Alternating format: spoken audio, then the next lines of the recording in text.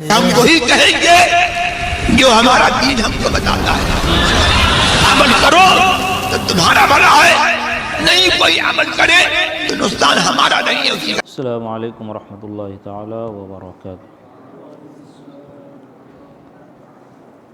نحمده ونصلي ونسلم على رسوله الكريم اما بعد فاعوذ باللہ من الشیطان الرجیم. بسم اللہ الرحمن الرحیم. منهم من قصصنا عليك ومنهم من لم نقصص عليك. صدق اللہ العلی العظیم وصدق رسوله النبی الامین المتین الکریم ونحن على ذلك لمن الشاہدین والشاکرین والحمد للہ رب العالمین. رب اشرح لی صدری ویسر لی امری واحلل عقدۃ من لسانی یفقهوا قولی.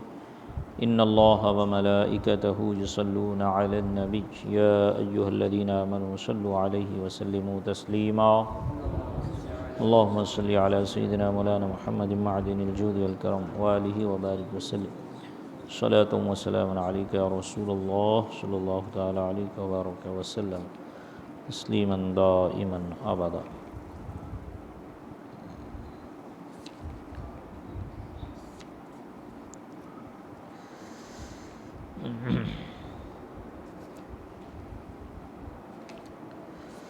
گزشتہ ہفتہ آپ نے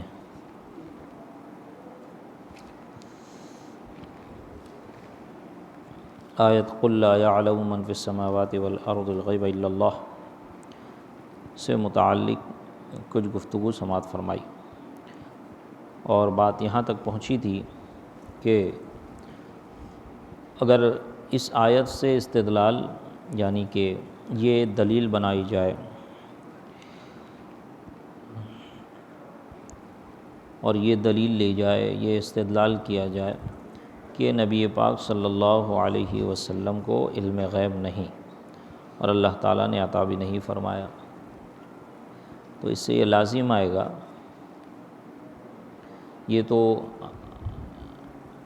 لازم آئے گا کا مطلب یہ کہ مصنف یہاں پہ یہ کہنا چاہ رہے ہیں کہ اس سے تو یہ بھی لازم آئے گا کہ یہ آیت آپ کے بھی خلاف ہے، کہ آپ کہتے ہو کہ اللہ تبارک و تعالیٰ کے پاس جو کچھ ہے زمین و آسمان میں سب کا علم اللہ تعالیٰ. قل لا یعلم من فی السماوات والارض الا اللہ، ہے نا، جو کچھ زمین و آسمان میں آپ فرما دیجئے کوئی نہیں جانتا سوائے اللہ کے. اور اس سے آپ یہ ثابت کرنا چاہتے ہیں کہ اللہ ہی جانتا ہے، نبی پاک صلی اللہ علیہ وسلم کچھ نہیں جانتے، تو آپ کا بھی تو یہ عقیدہ ہے نا کہ نبی پاک کو اللہ نے تھوڑا ہی سا صحیح تمہارے مطابق، تمہارے عقیدے کے مطابق، ہمارے عقیدے کے مطابق نہیں. ہمارے عقیدے کے مطابق جو تھوڑا ہے وہ تو اتنا ہے کہ اس کی حد نہیں. خدا تعالیٰ کے علم کے مقابلے میں وہ تھوڑا ضرور ہے نا. تو جو تھوڑا سا ہے، تمہارا بھی عقیدہ یہ ہے کہ اللہ کے رسول کو تھوڑا سا علم غیب ہے، اور اس آیت میں تو سب کی نفی ہو رہی ہے کہ ذرہ برابر کسی کو علم غیب نہیں ہے، اور تم کہتے ہو کہ تھوڑا سا نبی پاک صلی اللہ علیہ وسلم کو علم غیب ہے، تو یہ آیت تو خود تمہارے خلاف ہوئی. اور یہ اس کے ساتھ ساتھ خود براہین قاطعہ میں یہ لکھ مارا اس نے کہ شیطان اور ملک الموت کا علم تو نص سے ثابت ہے، یعنی ان کا علم غیب. جب سب کچھ اللہ جانتا ہے تو شیطان اور ملک الموت کو کیسے معلوم؟ اور اگر شیطان اور ملک الموت یعنی جو روح قبض کرنے کا فرشتہ ہے ملک الموت، ان کو بھی جب علم ہے تو کیا اب یہ سملرٹی نہیں ہوئی کہ خدا تعالیٰ بھی جانتا ہے وہ بھی جانتے ہیں؟ تو اس سے تو آپ استدلال کر ہی نہیں سکتے. اور ہمارا معاملہ کیا ہے؟ ہم حقیقی اور عطائی کا فرق کرتے ہیں، ہے نا، کہ حقیقی علم، ذاتی علم یہ اللہ تبارک و تعالیٰ کا ہے. جہاں جہاں قرآن میں یہ کہا گیا ہے علم غیب یا علم سے متعلق، تو وہ یا جو بھی چیزیں سب کچھ خدا تعالیٰ کا ہے نا. وہ مالک حقیقی ہے، وہ خالق حقیقی ہے، وہ رزاق حقیقی ہے، آگے آئے گا سب کچھ. تو وہ علم غیب جو خدا تعالیٰ کا ہے وہ ذاتی ہے، اور نبی پاک کو جو دیا اللہ تعالیٰ نے اپنی عطا سے دیا. تو اس میں سملرٹی کہاں رہی؟ ذاتی اور عطائی کا فرق ہو گیا. تو یہاں تک بات پہنچی تھی۔ اب آگے وہ کیا کہتے ہیں، مصنف کیا کہتے ہیں، پھر اس آیت کا مطلب بتائیں، کس آیت کا؟ اگر تم یہی کہتے ہو کہ سب کچھ اللہ کا، یعنی اللہ ہی کو علم ہے، اللہ تعالیٰ فرما رہا ہے قل لو کن، اے محبوب فرما دیجئے لو کنت اعلم الغیب لاستکثرت من الخیر، یا آگے آیت آئے گی ویسألونک عن الروح قل الروح من امر ربی وما اوتیتم من العلم الا قلیلا، کہ مجھے علم نہیں دیا گیا تھوڑا، اس سے یہ استدلال کرتے ہیں کہ معاذ اللہ ان کو تھا ہی نہیں علم۔ اگر آپ یہی اسی طرح استدلال کریں گے قرآن کی آیتوں سے، وَعِندَهُ مَفَاتِحُ الْغَيْبِ لَا يَعْلَمُهَا إِلَّا هُوَ، کہ غیب کی کنجیوں کی چابیاں اللہ کے دست قدرت میں، هُوَ اللَّهُ الَّذِي لَا إِلَٰهَ إِلَّا هُوَ عَالِمُ الْغَيْبِ وَالشَّهَادَةِ، وہی غیب اور شہادت کا جاننے والا ہے اور کوئی نہیں جاننے والا ہے۔ تو اب یہ آیتیں آ رہی ہے، اگر اسی طرح تم دلیل پکڑتے ہو تو ان آیتوں کا کیا جواب دو گے جو آگے آیت آ رہی ہے وہ کیا؟ پھر اس آیت کا مطلب بتایا کہ قرآن کریم میں ہے ان الحکم الا للہ، حکم خدا کا، حکم خدا کے سوا کسی کا نہیں، ان الحکم، حکم نہیں ہے الا اللہ مگر اللہ کا، یہ حکم خدا ہی کا ہے، خدا کے سوا کسی کا نہیں۔ لہو ما فی السماوات و ما فی الارض، جو کچھ زمین و آسمان میں ہے وہ سب کچھ اللہ تعالیٰ کا ہے، خدا کی ہی وہ تمام چیزیں ہیں جو آسمان و زمین میں ہیں۔ وکفیٰ باللہ شہیدا، اللہ کافی ہے گواہ، اللہ کافی گواہ ہے۔ وکفیٰ باللہ وکیلا، اللہ کافی وکیل ہے۔ وکفیٰ باللہ حسیبا، اللہ کافی حساب لینے والا۔ یہ سب قرآن کی آیتیں ہیں نا، یہ سب قرآن کی آیتیں ہیں نا۔ اب اس سے خرابی، تم جس طرح استدلال کر رہے ہو، یہ کیا کہہ رہے ہیں کہ ان آیتوں کا جواب کیا دو گے؟ ان آیتوں کا جواب کیا دو گے؟ وہ علم غیب والی آیتیں لے کر آتے ہو اور کہتے ہو کہ خدا تعالیٰ ہی کو علم غیب اور کسی کو نہیں ہے، تو اللہ تعالیٰ تو یہاں فرما رہا ہے کہ میرا ہی حکم چلے گا، کسی اور کا حکم نہیں چلے گا، میرا ہی حکم ہے تو میرے لیے ہے۔ تو اب ان سے کہو کہ آدھار کارڈ بنانا بند کر دے، پین کارڈ نہ بنائے، پاسپورٹ نہ بنائے، اپنی مرضی سے گھومنے دے گا کوئی؟ حکم ماننا پڑے گا نا گورنمنٹ کا۔ ہاں، ماں باپ کا حکم مانتے ہیں کہ نہیں؟ استاد کا حکم تو صرف اللہ کا ہے۔ اسی طرح اللہ تعالیٰ نے دوسری جگہ ارشاد فرمایا لہو ما فی السماوات و ما فی الارض، جو کچھ زمین و آسمان میں سب خدا کا ہے کہ نہیں؟ اور آپ کی جیب میں رکھا ہوا پیسہ آپ کا ہے کہ میرا ہے؟ وہ تو خدا کا ہے نا، تو آپ کا کیسے ہوا؟ آپ کا گھر آپ کا ہے یا میرا ہے؟ وہ تو خدا کا ہے، آپ کا کیسے ہوا؟ جو کچھ ہے زمین و آسمان میں سب خدا کا ہے۔ اسی طرح اللہ تعالیٰ نے فرمایا وکفیٰ باللہ شہیدا، کہ اللہ کافی ہے گواہ، تو اللہ گواہ ہے تو کوئی اور گواہ کیسے بن سکتا ہے؟ وکفیٰ باللہ وکیلا، اللہ وکیل کافی ہے۔ یہاں تو مشرکوں کو وکیل بنایا جاتا ہے، اپنا وکیل بنا لیتے، اللہ تو کہہ رہا ہے میں وکیل ہوں۔ تو کیسے فرق کرو گے؟ کیا یہاں شرک لازم نہیں آئے گا؟ یہاں شرک لازم نہیں آئے گا؟ تو اس کا جواب یہی ہے، جو کچھ ہے زمین و آسمان میں اس کا مالک حقیقی اللہ ہے۔ آپ کے پاس جو اماؤنٹ ہے، آپ کی جو ملکیت ہے، اللہ نے عطا کی ہے۔ ذاتی عطائی کا فرق کیے بغیر معاملہ ہی نہیں چلنے والا ہے۔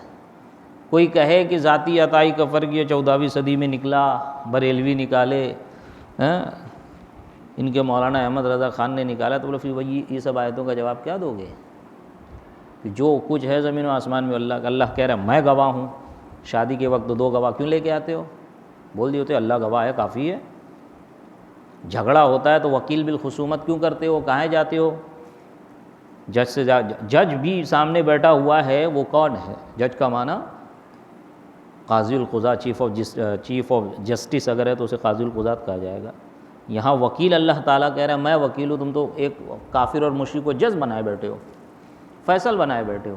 اللہ کہہ رہے ہیں ان الحکم الا للہ، حکم میرا ہے، میں حکم ہوں، میرا حکم ہے، میں فیصل ہوں۔ کس طرح فرق کرو گے؟ جو معنی، جو جواب آپ یہاں دو گے وہی جواب ہمارا علم غیب سے متعلق، اور اس کے علاوہ اور کوئی چارہ نہیں ہے کہ ذاتی اور عطائی کا فرق کیا جائے۔ اور واضح ہے قرآن کی آیتوں سے کہ جہاں پر علم غیب کی نفی ہوئی اور اللہ نے اپنے ساتھ خاص کیا کہ اس علم غیب کا علم صرف اللہ کو ہے، تو اس سے مراد یہ کہ ذاتی علم، اور جہاں کہا نبی پاک صلی اللہ علیہ وسلم نے ارشاد فرمایا تو اس سے بھی مراد یہی کہ ذاتی علم، اور اس سے مراد یہ کہ تمام معلومات الہیہ۔ ہم تو اس کا دعویٰ ہی نہیں کرتے، ہم تو یہ دعویٰ کرتے ہیں کہ نبی پاک صلی اللہ علیہ وسلم کو اللہ نے علم غیب عطا فرمایا، لیکن اللہ کا علم لامحدود ہے، اس کی کوئی حد نہیں، اور نبی پاک کا علم محدود ہے، اس کی ایک باؤنڈری ہے، لیکن وہ باؤنڈری کیا ہے ہمیں نہیں پتہ، کتنا ہے، اتنا ہے، اتنا ہے، زمین و آسمان کے برابر ہے، کتنا ہے؟ سمجھ میں آ رہی بات؟ ہاں، وہ باؤنڈری ہمیں نہیں پتہ۔ کیوں؟ اس لیے کہ نبی پاک کا علم روز بروز بڑھتا جا رہا ہے، بڑھتا جا رہا ہے۔ سمجھ میں آئی بات؟ ہاں، تو جو جواب ان آیتوں کا بنتا ہے وہی جواب ان آیتوں کا ہے جو آپ علم غیب کے نفی کے ثبوت میں لے کر آ رہے ہو۔ اب دیکھیں، ایک آیت یہ بھی پیش کرتے ہیں یہ لوگ، جو میں نے خطبہ مسنونہ کے بعد تلاوت کا شرف حاصل کیا، بات تھوڑی سی رہ گئی تھی گزشتہ ہفتے کی، اس کو میں نے پوری کر دی۔ منہم من قصصنا علیک ومنہم من لم نقصص علیک، ان میں سے کسی کا احوال تم سے بیان فرمایا اور کسی کا احوال نہ بیان فرمایا، یعنی کس کا؟ انبیاء کرام کے بارے میں۔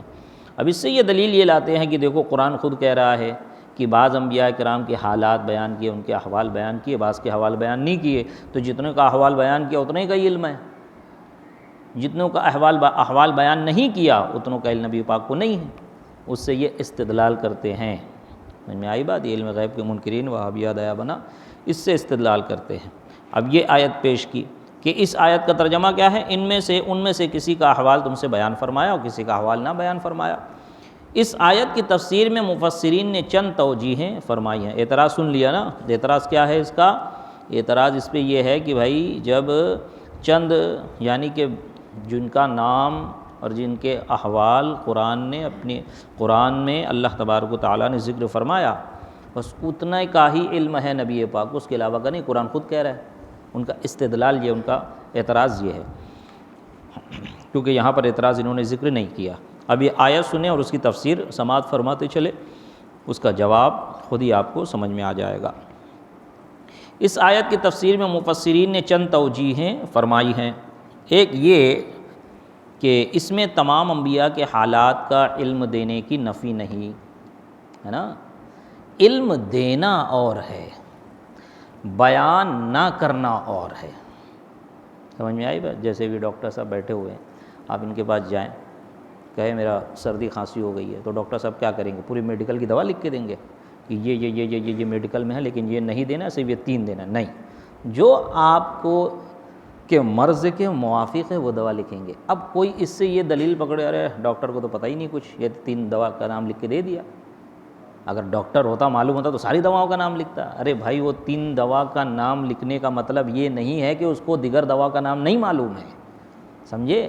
قرآن میں اللہ تعالیٰ نے فرمایا وَمِنْهُمْ مَنْ قَصَصْنَا عَلَيْكَ وَمِنْهُمْ مَنْ لَمْ نَقْصُصْ عَلَيْكَ، کہ ہم نے کچھ کے احوال ذکر کیے، کچھ کے احوال ذکر نہیں کیے قرآن میں۔ اس سے یہ کہاں ثابت ہوا کہ نبی پاک کو علم نہیں دیا گیا اس کا؟ سمجھ میں آئی بات؟ وہ کیسے؟ آگے سماعت فرمائے۔ اس آیت کی تفسیر میں مفسرین نے چند توجیہیں فرمائی ہیں۔ ایک یہ کہ اس میں تمام انبیاء کے حالات کا علم دینے کی نفی نہیں ہے، قصہ سنانے کی نفی ہے۔ قصہ نہیں سنایا گیا، اس کا مطلب یہ نہیں کہ علم نہیں دیا گیا۔ کیوں؟ کیونکہ ضروری نہیں ہے کہ وحی جلی کے ہی ذریعے نبی پاک صلی اللہ علیہ وسلم کو علم دیا جاتا تھا۔ وحی جلی یعنی قرآن شریف کے ہی ذریعے، وحی خفی بھی بہت نازل ہوئی۔ نبی پاک فرماتے ہیں وحی خفی تو ہے حدیث شریف، احادیث کریمہ جو وحی خفی ہے نا، ہاں، تو اس کو ذہن میں رکھیں کہ اس میں علم دین کی، علم دینے کی نفی نہیں ہے، بلکہ قرآن کریم میں صراحتاً ذکر کی نفی ہے، یعنی بعض انبیاء کے واقعات صراحتاً بیان نہ فرمائے۔ دوسرے یہ کہ ذکر تفصیلی کی نفی ہے، تفصیلاً ہم نے ذکر نہیں کیا، اجمالاً ہم نے ذکر کر دیا ہے۔ تفصیلاً ہم نے ذکر نہیں کیا، اجمالاً ذکر کر دیا، کہ تفصیل کی نفی ہے، صراحت کی نفی ہے، یعنی بعض انبیاء کے واقعات صراحتاً بیان نہ فرمائے۔ دوسری یہ کہ ذکر تفصیلی کی نفی ہے اور اجمالی ذکر سب کا فرمایا گیا۔ تیسرے یہ کہ وحی ظاہر میں سب کا بیان نہ ہوا، وحی خفی میں سب کا ذکر فرمایا گیا۔ وحی ظاہر یعنی وحی جلی یعنی قرآن شریف ہے نا، وحی جلی وحی ظاہر کا مطلب قرآن شریف، اور وحی خفی احادیث کریمہ جو نبی پاک صلی اللہ علیہ وسلم نے جس کا ذکر فرمایا۔ تفسیر ساوی میں اسی آیت کے ماتحت ہے، جس کا ترجمہ یہ ہے۔ تفسیر ساوی یہ جلالین کی شرح ہے نا، جلالین اس سے پہلے میں نے جلالین کے بارے میں آپ کے سامنے ذکر کیا ہے۔ جلالین کی یہ شرح ہے تفسیر ساوی، ہاں غالباً جلالین کی شرح یہ۔ جس کا ترجمہ یہ ہے، عربی عبارت جس کا ترجمہ یہ ہے، حضور علیہ السلام دنیا سے تشریف نہ لے گئے یہاں تک کہ انبیاء کو تفصیلاً جان لیا۔ کس لیے؟ کہ وہ سب پیغمبر آپ ہی سے پیدا ہوئے، وہ سب پیغمبر آپ ہی سے پیدا ہوئے، اور شب معراج بیت المقدس میں آپ کے مقتدی بنے، ہے نا؟ یہ حدیث سے ثابت ہے کہ نہیں؟ اگرچہ مجھے جو ہے ایگزیکٹ وہ عدد اماؤنٹ یاد نہیں آ رہا ہے جو قرآن میں ذکر ہے، 22-25 جو بھی انبیاء کرام کا نام کے ساتھ ذکر ہے جن کا، ان کے علاوہ ٹھیک وہ تو ہے ہی، ان کے علاوہ جتنے بھی آئے 1,24,000 کم و بیش یا 2,24,000 جتنے بھی انبیاء کرام تھے وہ سب کے سب بیت المقدس میں آپ کی اقتداء میں نماز پڑھے گی نہیں؟ تو نبی پاک نے سب کو جان لیا کہ نہیں؟ سب کو جان لیا نا۔ اور اس کا تو قرآن میں ذکر نہیں ہے تفصیلاً، لیکن حدیث میں ہے، تو یہی وحی خفی اور قرآن شریف وحی جلی۔ ورنہ اگر آپ اس کو یہی اس سے مراد جو یہ لیتے ہیں، اگر یہی مراد لیا جائے تو قرآن حدیث میں ٹکراؤ ہو جائے گا، اور یہ حدیث صحیح ہے، احادیث کریمہ بخاری وغیرہ میں، صحیح ستہ میں حدیث مل جائے گی، دیگر کتب میں احادیث مل جائے گی، ہے نا؟ اور یہ وہ بھی مانتے ہیں، ہم بھی مانتے ہیں کہ بیت المقدس میں نبی پاک صلی اللہ علیہ وسلم نے تمام انبیاء کی امامت فرمائی۔ جب تمام انبیاء کی امامت فرمائی تو سب سے ملاقات بھی فرمائی، سب سے ملاقات فرمائی تو سب کو جاننے پہچانتے بھی۔ اور معراج کہاں ہوئی؟ مدینے میں نہیں ہوئی، معراج مکہ میں ہوئی ہے، کہ جب معراج سے آپ آئے ہیں تو ابو جہل نے انکار کیا ہے، ابو جہل زندہ تھا اس وقت، تبھی سے تو اس کا نام ابو جہل پڑا، ورنہ تو ابو الحکم تھا وہ، سمجھے؟ ہاں، تو یہ بات جو تفسیر ساوی کے مصنف لکھ رہے ہیں، اور شب معراج بیت المقدس میں آپ کے مقتدی بنے تمام انبیاء کرام، آپ ہی سے پیدا ہوئے، کیا مطلب ہے نا؟ اول خلق اللہ من نوری، اول خلق اللہ نوری، یا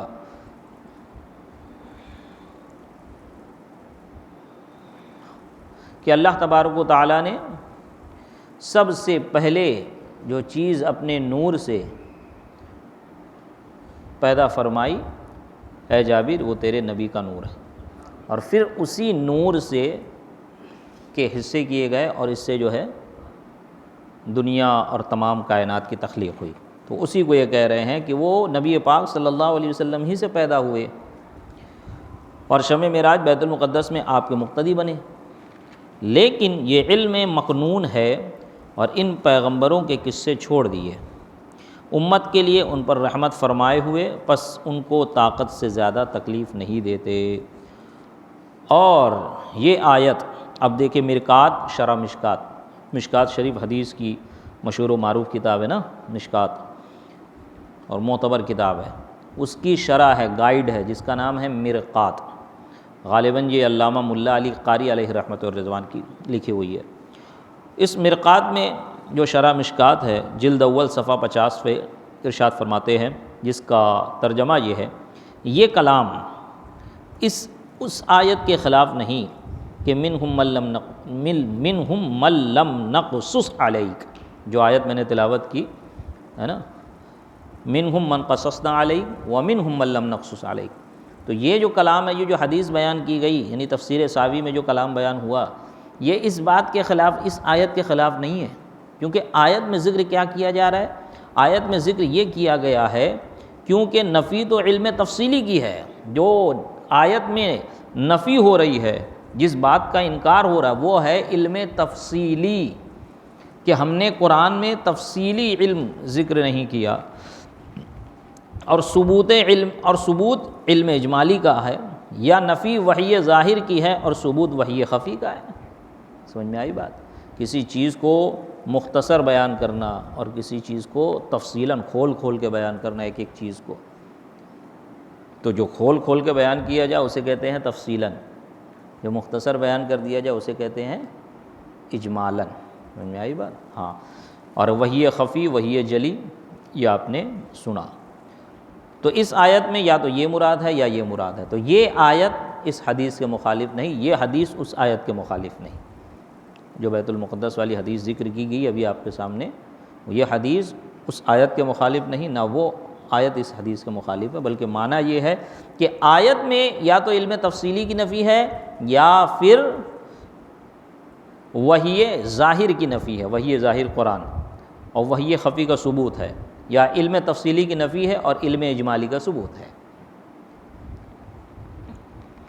کہ تمام انبیاء کرام کے حالات کا تفصیلی علم نہیں بیان کیا قرآن میں، اجمالی طور پر آپ کو بتا دیا گیا، یہ مراد، یا یہ کہ تفصیلی طور پر قرآن میں نہیں بیان کیا گیا اور قرآن کے ذریعے نہیں بتایا گیا ظاہری طور پر، اور وحی خفی کے ذریعے آپ کو سب کچھ بتا دیا گیا۔ اللہ تعالیٰ قرآن کریم میں ارشاد فرماتا ہے کُلًا نقص علیک من انباء الرسل ما نثبت بہ فؤادک، اور سب کچھ ہم تم کو رسولوں کی خبر سناتے ہیں جس سے تمہارا دل ٹھہرائیں۔ سمجھ میں آئی بات؟ سب کچھ تم کو ہم رسولوں کی خبر سناتے ہیں، تو تمام رسولوں کی خبر تو قرآن میں نہیں ہے، تو اس سے پتہ چلا کہ ظاہر طور پر اگرچہ نہیں ہے لیکن اس طور پر یا تو قرآن میں ذکر ہے یا پھر وحی خفی کے ذریعے اللہ تعالیٰ نے اپنے محبوب کو بتا دیا۔ اور نبی پاک صلی اللہ علیہ وسلم نے ہم کو اس لیے نہیں بتایا کہ وہ ہم پر کرم فرماتے ہوئے اور رحمت فرماتے ہوئے کہ تمام انبیاء کے حالات بالتفصیل نہ بتائیں، ٹھیک، یہ چیز۔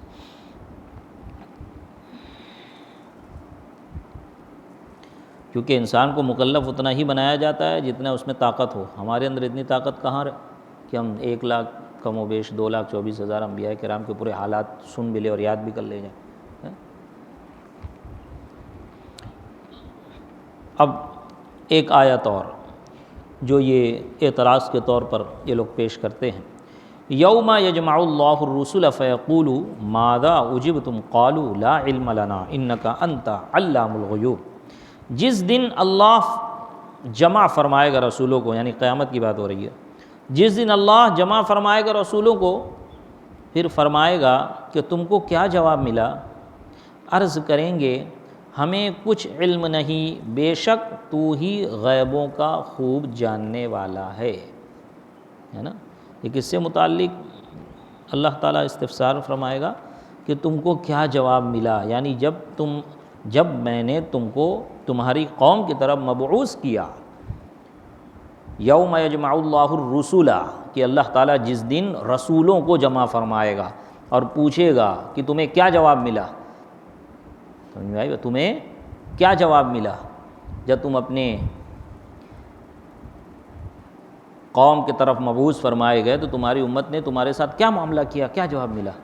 تو کیا جواب دیں گے؟ ماذا اجبتم قالوا لا علم لنا، ہم نہیں جانتے، ہمارے پاس علم، لا علم لنا انک انت علام الغیوب، بے شک تو ہی غیبوں کا جاننے والا ہے۔ اب دیکھیں یہاں پر مفسرین اس کی کیا توجیہ کرتے ہیں، اور وہ توجیہ کرنا ہی لازم و ضروری ہے، ورنہ معاذ اللہ جھوٹ ہو جائے گا، یہ تو جھوٹ ہو جائے گا۔ مفسرین، اور یہ جھوٹ بھی نہیں بلکہ اس کو یہاں پہ حقیقی معنی میں اس کو محمول کیا جائے گا، جو ہم کرتے ہیں کہ اللہ تعالیٰ کی طرف جو بھی نسبت کی جاتی ہے وہ حقیقی ہوتا ہے کہ تو ہی جاننے والا ہے، ہمیں علم نہیں، علم ذاتی تو تیرے پاس ہے، تیری عطا سے ہم کو جو علم حاصل ہے۔ مفسرین نے اس آیت کریمہ کی 3 توجیہیں فرمائی ہیں۔ اولاً یہ کہ خدایا تیرے علم کے مقابلے میں ہم کو علم نہیں ہے نا، ہو گئی کہ نہیں بات؟ وہی بات آ گئی نا، ورنہ ابھی میں اس کو بھیجوں حسن کو، یا یہ کہ حسن سے پوچھوں ٹھیک ہے تمہارے ابا کا نام کیا ہے، تمہاری اماں کا نام کیا ہے، تم کیا کرتے ہو، کتنے بھائی ہو، کتنی بہن ہو، یہ بولے حضرت میرے کو نہیں معلوم کچھ، تو یہ سچ ہے کہ جھوٹ ہے؟ اس کو کیسے نہیں معلوم کہ اس کے ابا کا نام کیا ہے، اس کو کیسے نہیں معلوم اس کی اماں کا نام کیا ہے، کیسے نہیں معلوم کتنی بھائی ہے، یہ کیا کرتا ہے، کہاں رہتا ہے، سب معلوم ہے۔ جب انبیاء کرام کو، رسولان اعظام کو، بالخصوص رسولان اعظام کو اللہ تبارک و تعالیٰ نے مبعوث فرمایا، اپنی قوم کی طرف اللہ تعالیٰ کا وہ پیغام لے گئے، تو ان کو جواب بھی تو ملا نا۔ بعض نے ان کی تبلیغ کو قبول کیا، بعض نے نکارا، کافر و مرتد ہوئے، ہے نا، لیکن جواب کیا دے رہے ہیں اللہ تعالیٰ کو کہ ہمیں نہیں معلوم، ہمیں نہیں معلوم۔ ایسے کیسے نہیں معلوم؟ تو اس کی توجیہ، اس کی ایسی تفسیر کی جائے گی اور ایسا معنی اس کا بیان کیا جائے گا کہ آیت کا مفہوم بھی صحیح ہو جائے گا، اس کا ترجمہ بھی صحیح ہو جائے گا، اور ہمارا عقیدہ بھی صحیح ہو جائے گا۔ اور کیوں ایسا کہیں گے، کیا معنی ہے، اس کا کیا مطلب ہے؟ تو وہی کہا کہ مفسرین نے اس آیت کریمہ کی 3 توجیہیں فرمائی ہیں۔ اولاً یہ کہ خدایا تیرے علم کے مقابلے میں ہم کو علم نہیں،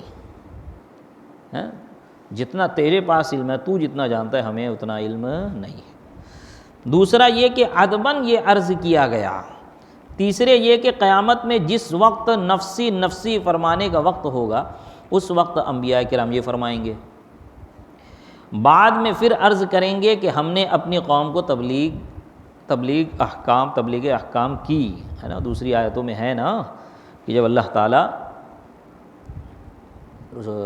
رسولان اعظام سے پوچھے گا، انبیاء کرام سے پوچھے گا کہ تم نے ان کو تبلیغ کی تھی کہ نہیں، تو وہ کہیں گے ہم نے تبلیغ کی تھی، اور پھر وہ جھٹلا دیں گے۔ وہ لوگ جو کفار و مشرکین ہیں کل بروز قیامت جھٹلا دیں گے، حاضر و ناظر میں انشاءاللہ اس کا بیان آئے گا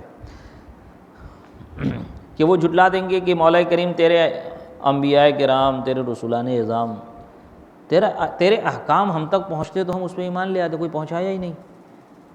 سمجھ میں آئی بات؟ ہاں، تو جب اللہ تعالیٰ کی بارگاہ میں رسولان اعظام یہ کہیں گے، یہ جواب دیں گے کہ ہم نے تیرے احکام اور تبلیغ احکام ان کو کی اور تیرا حکم ان تک پہنچایا، سمجھے؟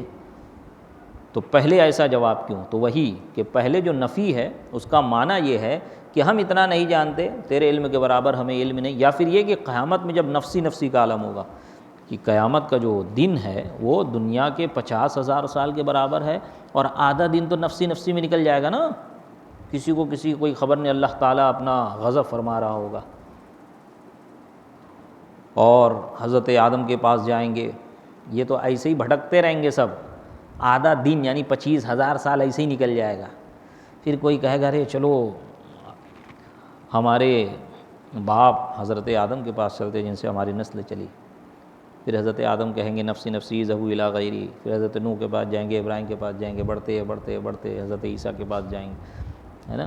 اور ایک روایت میں ہے کہ حضرت عیسیٰ فرمائیں گے، اور ایک روایت میں حضور محدث کبیر سے میں نے سنا، مسلم وغیرہ کے حوالے سے آپ نے ارشاد فرمایا کہ ایک بزرگ کہیں گے کہ ارے یہاں کہاں جاتے ہو، ان کے پاس جاؤ آج جن کی سنی جائے گی۔ پھر اخیر میں نبی پاک صلی اللہ علیہ وسلم کے پاس سب پہنچیں گے۔ تو وہی فرما رہے کہ نفسی کا جب عالم رہے گا اس وقت وہ یہ جواب دیں گے، یا یہ کہ ان کے جواب کا مطلب یہ کہ ہمارے پاس اتنا علم ہے جتنا علم تیرے پاس ہے نا۔ ورنہ جب شروع ہوگا حساب، یہ تو حساب شروع ہونے سے پہلے کی بات ہے نا، جب حساب شروع ہوگا امتوں کا، جب امتوں کا حساب شروع ہوگا تو جب ثبوت کے طور پر، گواہ کے طور پر تمام انبیاء اور رسولان اعظام کو اللہ تعالیٰ پیش کرے گا نا امتوں پر، کفار و مشرکین پر، کہ کیا انہوں نے میرا پیغام تم تک نہیں پہنچایا، اور پھر پوچھے گا کیا تم نے میرا پیغام ان تک نہیں پہنچایا، تو سب کہیں گے یا اللہ ہم نے پہنچایا تیرا پیغام، ہے نا۔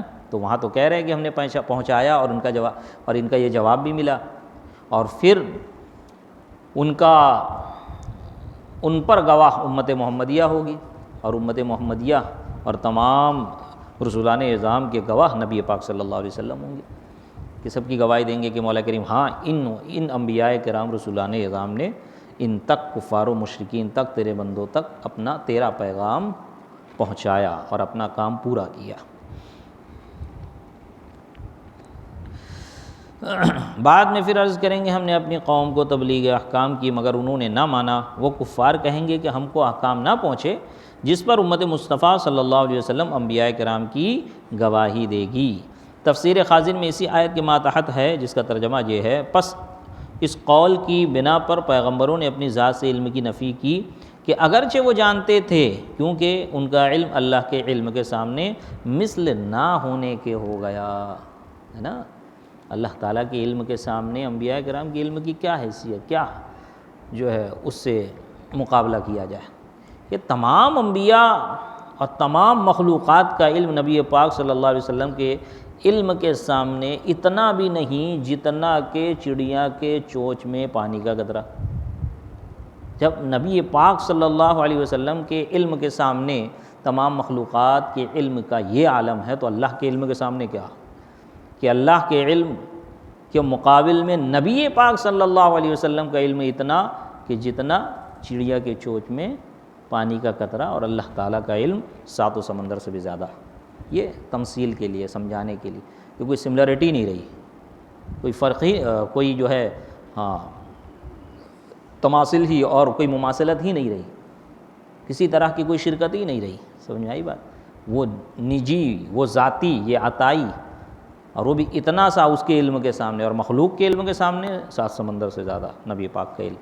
تو وہی کہہ رہے ہیں، مفسرین بھی وہی کہہ رہے ہیں. اور دیکھو یہی بات چل رہی ہے، جب سے علم غیب کی بحث چل رہی ہے یہی ایک نقطہ بار بار گھوم کے آ رہے ہیں نا. تو یہی اتنی سی بات ان کو نہیں سمجھ میں آتی، اتنی سی بات ان کو نہیں سمجھ میں آتی. اگر حالانکہ آپ کو ایک بات بتاؤں میں، اس کی اگر اس طرح کی توجیہ نہ کی جائے نا تو معاذ اللہ قرآن میں جگہ جگہ تضاد ہو جائے کہ ایک آیت دوسری آیت کے اپوزٹ. رب کا معنی ہے کہ ہم لوگ ہر دن نماز پڑھتے ہیں، ہر نماز میں فرض ہو، واجب ہو، سنت ہو، نفل ہو، جو بھی نماز پڑھتے ہیں اس میں پڑھتے ہیں نا الحمدللہ رب العالمین. رب العالمین، تمام تعریفیں اللہ وحدہ لا شریک کے لیے جو تمام عالم کا رب ہے، پالنے والا ہے. اور دیکھو 15ویں پارے میں سورہ بنی اسرائیل میں اللہ تعالیٰ کیا فرماتا ہے؟ فلا تقل لهما اف ولا تنهرهما. اور دعا مانگنے کا طریقہ سکھاتا ہے والدین کے لیے. وقر رب ارحمهما کما ربیانی صغیرا. وقر رب ارحمهما، وقر رب ارحمهما. دعا مانگنے کا طریقہ سکھایا جا رہا ہے کہ والدین کے لیے دعا کیسے مانگی جائے. وقل، اس کے بعد ربی ارحمهما، کہ فرماؤ محبوب کی دعا اس طرح مانگو یا اس طرح دعا مانگی جائے کہ اے میرے رب. یہاں رب پہلے والے رب سے مراد کون؟ اللہ تعالیٰ. وقر رب ارحمهما، اے میرے رب ان دونوں پر رحم فرما. کن دونوں پر؟ والدین پر، ماں باپ پر. کما ربیانی صغیرہ، جس طرح ان لوگوں نے مجھ پر مہربانی فرمائی تھی.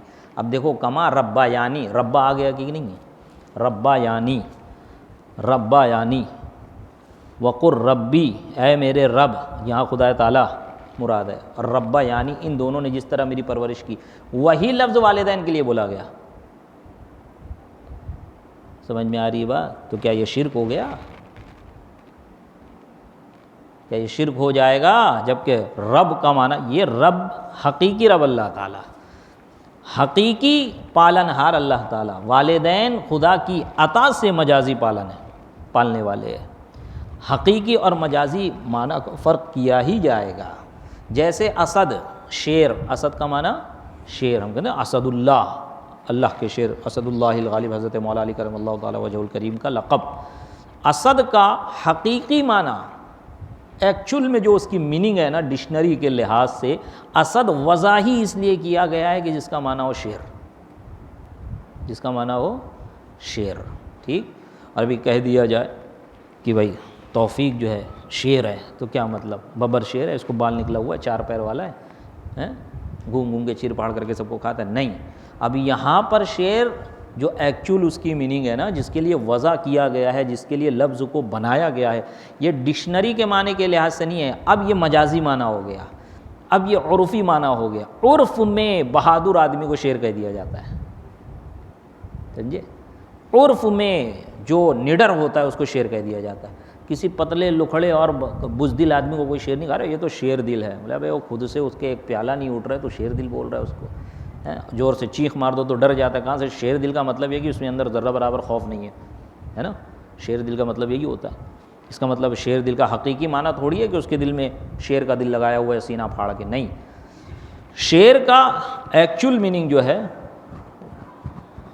جو جنگل میں شیر گھومتا ہے اس کو بولتے ہیں. اس کے لیے یہ لفظ وضع کیا گیا ہے اسد کو عربی میں، اردو میں شیر کو، انگلش میں لائن کو. سمجھے؟ یہ جب یہی سب لفظ ہے نا ایسے سمجھ میں آئے گا نا. اور یہ ہر لینگویج میں چلتا ہے اور عربی میں بہت چلتا ہے، کیونکہ عربی اس کے بغیر سمجھ ہی نہیں آئے گی. سب سے ڈیفیکلٹ لینگویج اگر کوئی ہے جس میں فصاحت و بلاغت ہے وہ عربی ہے. اتنی فصیح و بلیغ ہے. میں نے کئی بار بیان کیا کہ یہ رمضان آسمان کا جو چاند ہے اس کی 29 اور 30 دن کا ہوتا ہے نا، تو ہر دن کا اس کا نام الگ ہے. 14ویں کے چاند کو بدر کہتے ہیں. اسی طرح شیر کے نام عربی ڈکشنری میں 800 ہے. شیر نام نہیں، شیر کے لیے لفظ، بلکہ شیر کی ایک ایک مومنٹ پہ، الگ الگ مومنٹ پہ اس کا الگ الگ نام ہے. مطلق شیر کو عربی میں اسد کہا جاتا ہے، یعنی مطلب شیر ہے وہ، اس کو اسد. سمجھے؟ اب اگر وہ اٹھا انگڑائی لے رہا ہے تو اس کا نام بدل جائے گا. اب وہ چل رہا ہے تو اس کا نام بدل جائے گا. شکار کو دیکھا تو اس کا نام بدل جائے گا. شکار کے لیے دوڑا تو اس کا نام بدل جائے گا. یہ حمزہ ہے، غضنفر ہے، عباس ہے. سمجھے؟ اور جب جا کے شکار کی رگ پکڑ لیتا ہے تو غالباً اس صفت کو شیر کی عباس کہا جاتا ہے، اور جب وہ اپنے شکار کو پھاڑ دیتا ہے تو اب اس شیر کو حیدر کہا جاتا ہے، سمجھے؟ یہ چیز اس کے بغیر آپ قرآن کی تراجیم اور قرآن کو سمجھ ہی نہیں سکتے۔ موت و حیات کون دیتا ہے؟ اللہ تعالیٰ نے کیا فرمایا؟ آیت ذہن میں نہیں آ رہی ہے، جس کا معنی یہ ہوتا ہے کہ وفات جو ہے اللہ تعالیٰ دیتا ہے، موت جو ہے اللہ تعالیٰ دیتا ہے، ٹھیک؟ لیکن قرآن میں دوسری جگہ اللہ تعالیٰ نے فرمایا قُلْ يَتَوَفَّاكُمْ مَلَكُ الْمَوْتِ الَّذِي، آپ فرما دو اے محبوب کہ تم کو موت ملک الموت دیتا ہے۔ وہاں اللہ تعالیٰ فرما رہا ہے دوسری جگہ کہ اللہ وفات دیتا ہے، اور یہاں کیا فرمایا کہ ملک الموت تمہیں وفات دیتا ہے۔ کیسے اس کا معنی کرو گے؟ تو یہی مطلب کہ وہاں حقیقی معنی ہے اور یہاں مجازی معنی ہے۔ وہاں حقیقی معنی ہے کہ حقیقی موت دینے والا ذاتی طور پر اللہ تعالیٰ ہے، اور ملک الموت کو اس نے یہ قوت عطا کی ہے، اس کو اس ڈیوٹی پہ رکھا ہے، کام پہ رکھا ہے کہ جا کے لوگوں کی روح قبض کرو۔ سمجھ میں آئی بات؟ اس کے بغیر قرآن اور حدیث نہیں سمجھ سکتے آپ، یہی ساری چیزیں چلیں گی، اور یہ فرق کیے بغیر آپ سمجھ ہی نہیں سکتے قرآن و حدیث کو، ورنہ معاذ اللہ قرآن حدیث میں ٹکراؤ ہو جائے گا، حالانکہ ٹکراؤ نہیں ہو کوئی۔ اسی لیے تو شریعت محمدیہ میں اصول و ضوابط جو ہمارے فقہائے کرام اور مجتہدین اعظام نے جو مرتب کیا، اس میں عرف کا بڑا دخل ہے، عرف کا بڑا دخل ہے کہ عرف میں کیا چلتا ہے۔ سمجھ میں آئی بات؟ ہاں، خیر وہ ایک مستقل فقہی بحث ہے، بس سمجھانا یہ چاہ رہا تھا کہ دیکھیں اس طرح کی کئی آیتیں ہیں، اور یہ بار بار گھوم کے آپ کے سامنے آ رہی ہے ذاتی عطائی، ذاتی عطائی، ذاتی عطائی، ذاتی عطائی کا فرق کیے بغیر آپ سمجھ ہی نہیں سکتے۔ ورنہ قرآن میں تو ہے نا کہ اللہ نے اب غیب کا علم عطا کیا، کتنا کیا نہیں کیا وہ بات کی بات ہے، غیب کا علم عطا کیا، تو آپ کیسے بھی دوسری آیتوں سے استدلال کر رہے ہو کہ اللہ تعالیٰ کے علاوہ کوئی غیب نہیں جانتا؟ تو کیا معاذ اللہ وہ آیت جھوٹی ہے؟ یہ فرق کیے بغیر سمجھ ہی نہیں سکتے آپ، اور یہی فرق ہے دونوں میں کہ جہاں اللہ تبارک و تعالیٰ نے علم، ملکیت اور رب ہونا، پالنہار ہونا اور علم کی جہاں پر کے متعلق فرمایا کہ سب کچھ میرا ہے اور سارا علم مجھے ہے اور اللہ ہی کے دست قدرت میں ہے، تو وہاں ذاتی طور پہ ہے۔ اور جو ہم اپنے انبیاء کرام بالخصوص نبی پاک صلی اللہ علیہ وسلم کی طرف جو چیزیں ہم منسوب کرتے ہیں وہ اللہ کی عطا سے ہے۔ کہیں دکھا دو کہ قرآن میں اللہ نے فرمایا ہو یا حدیث میں نبی پاک نے فرمایا ہو کہ مجھ کو اس چیز کا علم نہیں دیا گیا، مجھے نہیں بتایا گیا۔ سمجھ میں آ رہی بات؟ کہیں نہیں ملے گا، عطائی کی نفی کہیں نہیں ہے، نہ قرآن میں نہ حدیث میں۔ اور یہ کہنا کہ مسلمانوں کو دھوکہ دینا ہے کہ یہ عطائی اور ذاتی کا فرق 14ویں صدی میں آیا ہے، ارے قرآن 14ویں صدی یعنی 1400 سال بعد ہے، قرآن تو پہلے سے ہے نا، اور قرآن میں پھر اس طرح جو آیتیں ہیں اس کا معنی کیا کرو گے آپ؟ حقیقی اور عطائی کا فرق آپ کو کرنا پڑے گا۔ سمجھ میں آئی بات؟ ہاں، خیر آگے سماعت فرمائے۔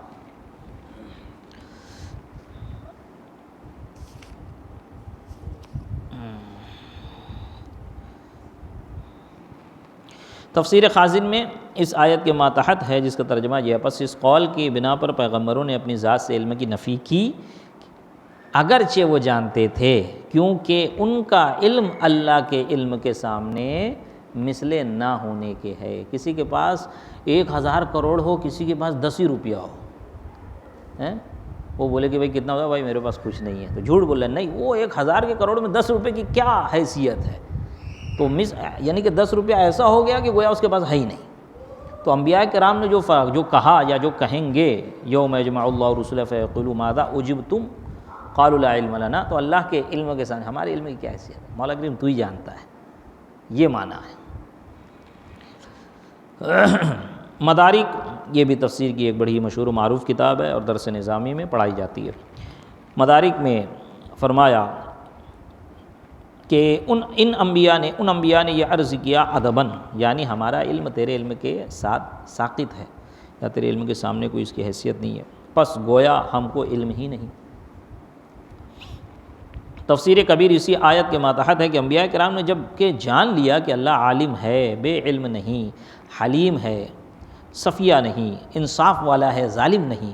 تو وہ سمجھ گئے کہ ان کی بات نہ تو بھلائی کا فائدہ دے گی اور نہ مصیبت کو دفع کرے، پس ادب خاموشی میں اور معاملہ کو اللہ کے عدل کی طرف سپرد کر دینے میں ہے، لہٰذا انہوں نے عرض کر دیا کہ ہم کو علم نہیں۔ اب ایک آیت اور سماعت فرما لے، اس کی تفسیر جو ہے بڑی لمبی ہے، مختصر انداز میں بیان کرنے کی کوشش کرتا ہوں۔ ہاں، وما ادری ما یفعل بی ولا بکم، اور میں نہیں جانتا کہ میرے ساتھ کیا کیا جائے گا اور تمہارے ساتھ کیا۔ بڑی زور و شور سے یہ آیت پیش کی جاتی ہے، غالباً ڈاکٹر اسرار کی بھی کلپ وغیرہ چلتی ہے کہ دیکھو نبی پاک تو یہ فرما رہے ہیں، قرآن یہ فرما رہا ہے نبی پاک کے بارے میں کہ وما ادری ما یفعل بی ولا بکم، اور میں نہیں جانتا کہ میرے ساتھ کیا کیا جائے گا اور تمہارے ساتھ کیا کیا جائے گا۔ پھر اس کو دلیل بناتے، دیکھو نبی پاک کو جب اپنی حالات کی خبر نہیں تو تمہارے حالات کی خبر کیسے رہے گی؟ اب کوئی بھی سادہ لو آدمی اور عوام بیچاری جو جاہل ہے، یہ سب سے آگاہی نہیں ہے، وہ تو بہک جائے گی یا سوچ میں سوچنا مجبوراً سوچ میں پڑ جائے گی کہ بھائی قرآن شریف کی آیت بندہ پڑھ رہا ہے، میں کیا جواب دوں؟ اور میں نے کہا نا، اعتراض سوال بڑا چھوٹا ہوتا ہے، اس کا جواب بڑا لمبا ہوتا ہے، جواب وہی دے گا جو جانتا ہے، ورنہ سوال ہی اگر پوچھنا ہے تو کوئی بھی MBBS اور UPSC اور IPS وغیرہ کا بیٹھ کے ایگزام دے نا، معاملہ سوال سے نہیں چلتا ہے، معاملہ صلاحیت سے چلتا ہے، معاملہ تیاری سے چلتا ہے، معاملہ پڑھائی سے چلتا ہے کہ کتنے پڑھے لکھے ہو اور اس فیلڈ کے ہو بھی کہ نہیں ہو۔ سمجھ میں آئی بات؟ ہاں، تو جب سامنے اعتراض آتا ہے تو اعتراض کا جواب وہی دے گا جس کو علم ہے اور جو جانتا ہے کہ بھائی اس کا جواب کس طرح دیا جائے یا اس کا جواب کیا ہے قرآن و حدیث کی روشنی میں۔ تو آگے سماعت فرمائے۔ اس سے مخالفین دلیل پکڑتے ہیں کہ حضور علیہ السلام کو نہ تو اپنی خبر تھی نہ کسی اور کی کہ قیامت میں ہم سے کیا معاملہ کیا جائے گا، لیکن اس کی تفسیر میں مفسرین کے دو قول ہیں۔ اول یہ کہ اس آیت میں درایت کی نفی ہے نہ کہ علم کی۔ درایت اٹکل اور قیاس سے جاننے کو کہتے ہیں، یعنی میں بغیر وحی اپنے قیاس سے یہ امور نہیں جانتا، وحی سے جانتا ہوں، کیونکہ نبی کا معاملہ جو بھی ہوتا ہے وحی سے ہوتا ہے، اٹکل پچو وہاں نہیں چلتا، سمجھے؟ وما ینطق عن الہویٰ، اسی لیے ابھی آپ نے سنا نا، وحی جلی وحی خفی، وحی جلی قرآن اور اس کے علاوہ نبی جو بھی کہے وہ وحی خفی ہے، کیونکہ نبی فالتو بات نہیں کرتا، جو نبی ہوگا، جو نبی ہوتا ہے وہ وما ینطق عن الہویٰ۔ نبی پاک صلی اللہ علیہ وسلم کے بارے میں اللہ نے فرمایا یہ اپنے من اور اپنی جی سے کچھ نہیں کہتے، یہ جو کہتے وہ وہی ہے، سمجھے؟ یہ جو کہتے ہیں وہ وہی ہے۔ تو یہاں پر جو نبی پاک نے نفی کی کہ ما یفعل بی ولا بکم، وما ادری ما یفعل بی ولا بکم، میں نہیں جانتا تمہارے ساتھ کیا ہوگا، میرے ساتھ کیا ہوگا، نہیں اٹکل پچو اور قیاس کے ذریعے سے میں نہیں جانتا، میں جو بھی جانتا ہوں وحی کے ذریعے سے جانتا ہوں، بغیر وحی اپنے قیاس سے یہ امور میں نہیں جانتا، وحی سے ذریعے سے جانتا ہوں۔ دوسرا جواب اس کا یہ دیا، یہ آیت حضور صلی اللہ علیہ وسلم کو یہ باتیں بتانے سے پہلے کی ہے، لہٰذا یہ منسوخ ہے، کیونکہ آیت میں بھی ناسخ منسوخ ہوتا ہے نا، حدیث میں بھی ناسخ منسوخ ہوتا ہے، کہ نبی پاک نے خود فرمایا جس طرح اللہ کا کلام، اللہ کا ایک کلام دوسرے کلام کو منسوخ کرتا ہے، اللہ کے کلام میں ناسخ منسوخ ہے، اسی طرح میرے کلام میں بھی، میری احادیث میں بھی ناسخ منسوخ ہے، اور اسی لیے کہا گیا کہ ناسخ منسوخ کئی ایک علم ہے قرآن و حدیث سے، بالخصوص قرآن سے اور حدیث سے بھی۔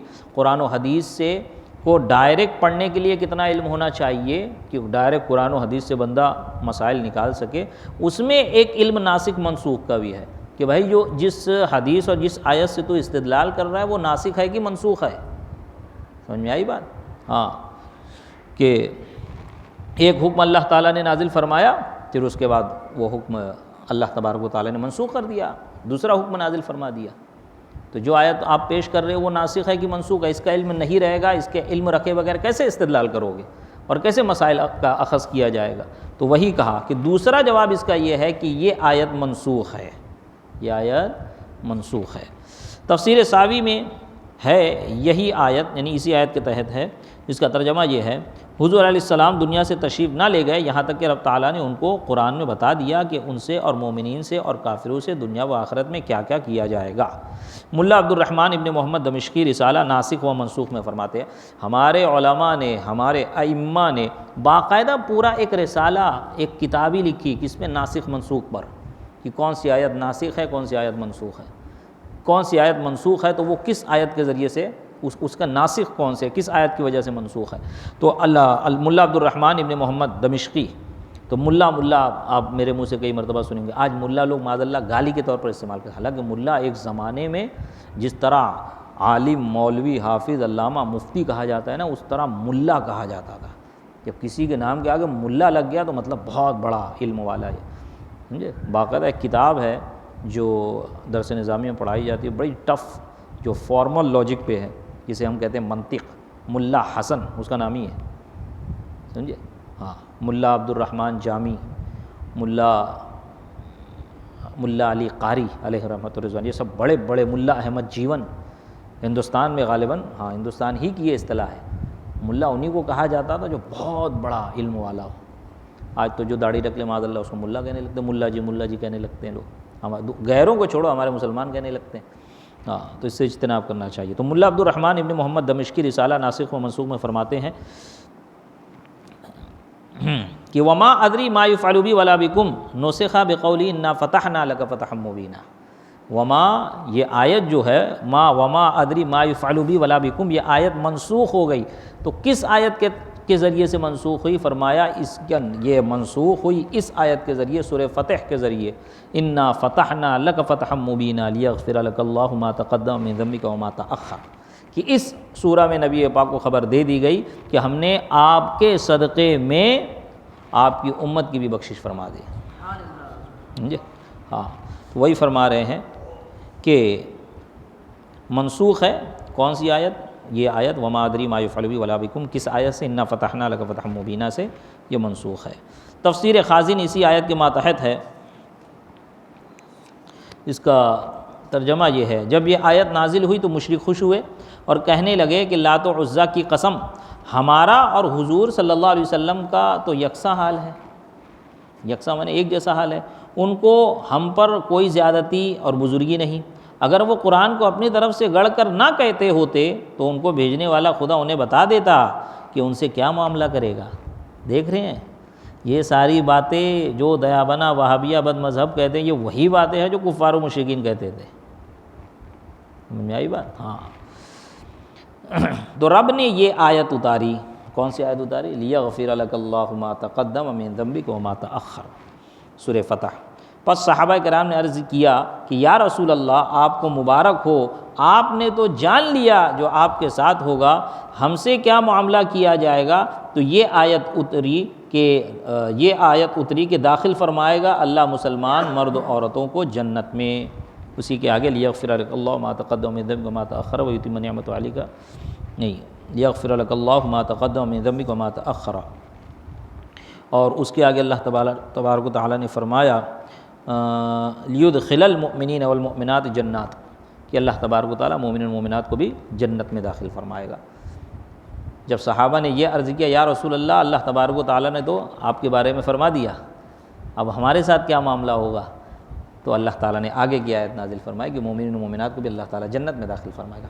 اسی لیے پچھلے ہفتے میں نے کیا کہا تھا، وہ میری بات یاد رکھنا کہ ہم اس بات کے قائل نہیں ہیں کہ نبی پاک صلی اللہ علیہ وسلم کو ایک ساتھ علم غیب دے دیا گیا، نہیں، ہم تدریجاً قائل ہے، اسٹیپ بائی اسٹیپ، ہے نا۔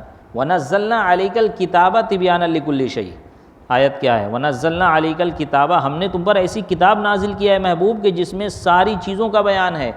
آیت کے بارے میں ذکر نہیں ہو رہا ہے، کسی صورت کے بارے میں ذکر نہیں ہو رہا ہے کہ ایسی صورت نازل کی جس میں سارا ذکر ہے، ایسی آیت نازل کی جس میں سارا نہیں، بلکہ کتاب کے بارے میں، پورے قرآن کے بارے میں۔ تو جب تک قرآن مکمل نہیں ہوا تب تک نبی پاک صلی اللہ علیہ وسلم کو تمام چیزوں کی غیب کی خبر بھی نہیں دی، کہ جب مکمل ہو گیا تو آپ کو تمام غیب دے دیا گیا۔ جب مکمل ہو گیا قرآن تو ہمارا دعویٰ یہ ہے کہ تکمیل قرآن کے بعد نبی پاک صلی اللہ علیہ وسلم کو سب کچھ بتا دیا گیا۔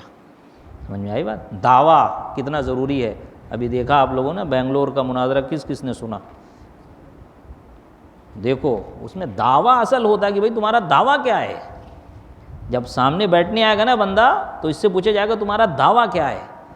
تو جو ہم پر الزام آپ 100-150 سال سے لگا رہے ہو بھیا یہ ہمارا دعویٰ ہی نہیں ہے. ہمارا دعویٰ تو اور اعلیٰ حضرت نے اپنی کے رسالے میں اعتقاد الاحباب نہیں، انباء المصطفیٰ بعلم غیب المصطفیٰ میں آپ نے صراحتاً ذکر کیا. انشاءاللہ یہ علم غیب کی بحث پوری ہو جائے گی تو وہ میں کہیں سے سناؤں گا اس کو. تو یہ عقیدہ اپنا یاد رکھو، اپنا موقف یاد رکھو، اپنا دعویٰ یاد رکھو. سمجھ میں آئی بات؟ یہ ساری چیزیں ضروری ہوتی ہے. تو وہی چیز کہ آپ دیکھیں کہ وہاں اگرچہ اس وقت نہیں معلوم تھا لیکن بعد میں اللہ نے بتا دیا نا، تو علم ہو گیا کہ نہیں ہو گیا. تو اب یہ کہنا کہ نہیں علم ہے یہ غلط بات ہے کہ نہیں؟ بالکل غلط. اللہ تعالیٰ مومنین کے بارے میں فرمائے کہ وہ جنت میں جائیں گے، نبی پاک کو اپنے بارے میں نہ معلوم ہو. عقل میں آتی ہے یہ بات ہے کس طرح؟ اسی لیے ہم کہتے ہیں کہ جب ہم قرآن پڑھتے ہیں تو نبی کی شان ڈھونڈتے ہیں، تم قرآن پڑھتے ہو تو خالی نقص ڈھونڈتے ہو. معاذ اللہ سبحانہ. ٹھیک، آگے سماعت فرمائیں انشاءاللہ، آگے باقی تشریح اگلے ہفتے. ہاں اس کا ترجمہ خالی سماعت فرما لے. کیا تفسیر خازن ہے نا، یہ بھی بڑی مشہور کتاب ہے تفسیر کی، بارہا اس کا نام آتا ہے. پھر سے اس کا ترجمہ دیکھ لے، اس کا ترجمہ مکمل کر کے انشاءاللہ آگے گفتگو کی جائے گی. جب یہ آیت نازل ہوئی ما یفعل بی ولا بکم وما ادری یفعل بی ولا بکم، میں نہیں جانتا کہ میرے ساتھ کیا کیا جائے گا، تمہارے ساتھ کیا کیا جائے گا. جب یہ آیت نازل ہوئی تو مشرک خوش ہوئے اور کہنے لگے لات و عزیٰ کی قسم ہمارا حضور صلی اللہ علیہ وسلم کا حال تو یکساں ہے کہ ان کو بھی نہیں خبر کیا ہوگا، ہم کو بھی نہیں خبر کیا ہوگا. میری بات، ہم پر کوئی زیادتی اور بزرگی نہیں ہے ان کو. یہ کون کہہ رہا ہے؟ مشرکین کہہ رہے ہیں. اگر وہ قرآن کو اپنی طرف سے گڑھ کر نہ کہتے ہوتے تو ان کا بھیجنے والا خدا انہیں بتا دیتا. یعنی مشرکین یہی کہتے تھے کفار مکہ کہ یہ قرآن کوئی اللہ کا کلام تھوڑی ہے، یہ تم اپنی طرف سے گڑھتے ہو، حالانکہ ان کو معلوم تھا کہ یہ اللہ کا کلام ہے. سمجھے؟ ہاں. اور وہی اعتراض کر رہے ہیں کہ اگر یہ اللہ کی طرف سے ہوتا تو خدا تعالیٰ بتا دیتا ان کو کہ ان کا کیا حال ہے اور کیا حال ہونا ہے. ان کو نہیں معلوم، اس کا مطلب کہ خدا کی طرف سے نہیں ہے. یہ دلیل پکڑ رہے ہیں مشرکین، اور اسی طرح دلیل وہابی دیوبندی پکڑتے ہیں. اگر وہ قرآن کو اپنی طرف سے گڑھ کر نہ کہتے ہوتے تو ان کو بھیجنے والا خدا انہیں بتا دیتا کہ ان سے کیا معاملہ کرے گا. تو رب نے یہ آیت اتاری، لیغفر لک اللہ ما تقدم من ذنبک وما تأخر. پس صحابہ کرام نے عرض کیا یا رسول اللہ آپ کو مبارک ہو، آپ نے تو جان لیا کہ اللہ تبارک و تعالیٰ آپ کے ساتھ کیا معاملہ فرمائے گا. تو یہ اور اب ہمارے ساتھ کیا معاملہ کیا جائے گا یا رسول اللہ، ہمارے ساتھ صحابہ عرض کر رہے کیا معاملہ کیا جائے گا. تو یہ آیت اتری لیدخل المؤمنین والمؤمنات کے داخل فرمائے گا اللہ تعالیٰ مسلمان مرد اور عورتوں کو جنتوں میں. لیدخل المؤمنین والمؤمنات جنات، کہ اللہ تعالیٰ مومن عورت اور مومن مرد و عورت کو جنتوں میں داخل فرمائے گا. یہ آیت اتری کہ مسلمانوں کو خوشخبری دیجئے کہ ان کے لیے اللہ کی طرف سے بڑا فضل ہے. یہ حضرت انس اور قتادہ اکرمہ کا قول ہے. یہ حضرات فرماتے ہیں کہ یہ آیت اس آیت سے پہلے ہی ہے جب کہ حضور صلی اللہ علیہ وسلم کو ان کی مغفرت کی خبر دی گئی. مغفرت کی خبر آپ کو حدیبیہ کے سال دی گئی تو یہ آیت منسوخ ہو گئی. اگر کوئی کہے کہ آیت لا ادری خبر ہے اور خبر منسوخ نہیں ہو سکتی تو اس کا چند جواب ہے. ایک یہ کہ بہت سے علماء نسخ خبر کو جائز کہتے ہیں. یہاں پر تھوڑا جو ہے اصولی بحث آ گئی ہے، انشاءاللہ اس کو اگلے ہفتے بیان کروں گا اور اس کے آگے جو آیتیں ہیں وہ بیان کی جائے گی. اور بالخصوص آپ حضرات کوشش کرے سنیچر اور اتوار کے درس میں شریک ہونے میں. آج حیات انبیاء پر درس دیا گیا ہے اور ضروری باتیں جو عقائد اور معمولات اہل سنت سے متعلق وہ بتائی گئی. انشاءاللہ اگلے ہفتے حاضر و ناظر اور اسی طرح میلاد رسول پر صلی اللہ علیہ وسلم پر جو دلائل اور جو ہمارا عقیدہ ہے، اسی طرح بدعت وغیرہ پر ان 4-5 سنیچر اتوار میں کمپلیٹ کروں گا. تو آپ تمامی حضرات بالخصوص اس میں شرکت فرمائیں. اللہ تبارک و تعالیٰ کی بارگاہ میں دعا ہے مولا کریم ہمارے اس درس کی محفل کو اپنی بارگاہ میں قبولیت کا درجہ عطا فرمائے. مولا کریم ہمارے اس درس کی محفل کو ہم سب کے لیے کل بروز قیامت ذریعہ نجات بنائے. مولا کریم ہم نے یہاں پر جو کچھ درس دیا، جو کچھ درس سنا، اسے یاد رکھنے، اس پر عمل کرنے، اس کو دوسروں تک پہنچانے کی توفیق رفیق عطا فرمائے. مولا کریم کہنے سننے میں، درس دینے میں، احادیث اور آیت کریمہ کی تلاوت میں، اس کے تراجم و تفاسیر میں کسی قسم کی کوئی خامی، کوئی غلطی، قصداً و سہواً کچھ غلط بیانی ہو گئی ہو، کچھ بے ادبی ہو گئی ہو، تو اپنے فضل سے اسے معاف فرمائے۔ استغفر اللہ استغفر اللہ استغفر اللہ استغفر اللہ ربی من کل ذنب واتوب الیہ، وصلی اللہ تعالی علی خیر خلقی و نور عرشی سیدنا محمد وعلی آلہ واصحابہ واہل بیتہ واحبابہ اجمعین برحمتک یا ارحم الراحمین، برحمتک یا ارحم الراحمین۔